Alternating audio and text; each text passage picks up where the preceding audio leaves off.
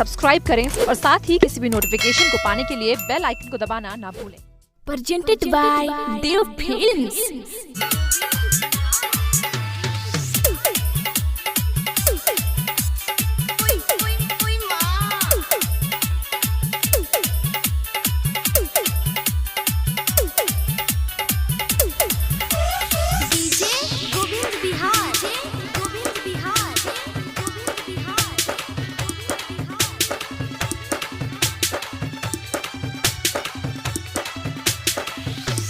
सुना सुना सुना रे चाइना माधव चौदावा बंद भइल भारत में 59 पावा।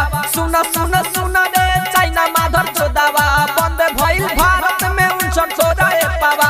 अपो सुधार तू रहनिया के रेलदी है मोदी ना तो बढ़िया से नामो ना लेबे कबो इंडिया के। रेलदी है मोदी ना तो बढ़िया से नामो ना लेबे कबो इंडिया के।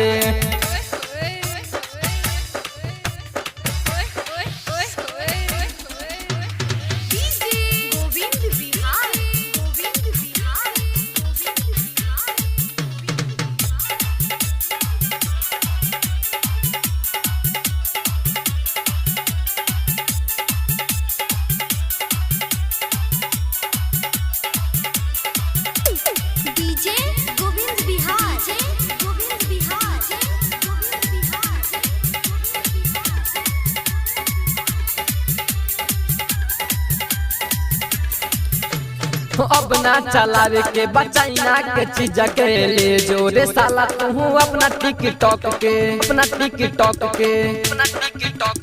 हो ई सफाया तो हर भारत से अब की देखी करे जा तोरा खूबे डहकी कहेले वीर जवान भारत के कहेले वीर जवान भारत के कहेले वीर जवान भारत के किन छली कर तोरा सीना के रेलदी है मोदी ना तो बढ़िया से नामो ना लेबे कबो इंडिया के। रेलदी है मोदी ना तो बढ़िया से नामो ना लेबे कबो इंडिया के।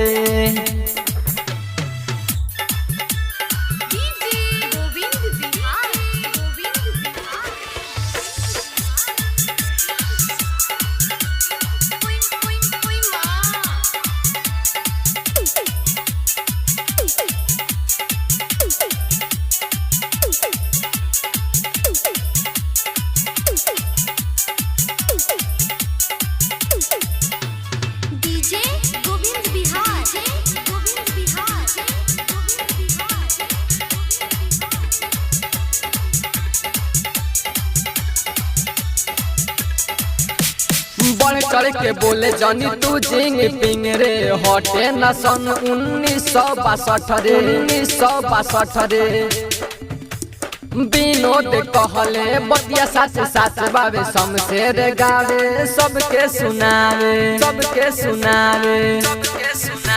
नई खेरे डर अब सुन रे चाइना नई खेरे डर अब सुन रे चाइना नई खेरे डर अब सुन रे चाइना तोरा अब धमकावाला से रेलदी है मोदी ना तो बढ़िया से नामो ना लेबे कबो इंडिया के।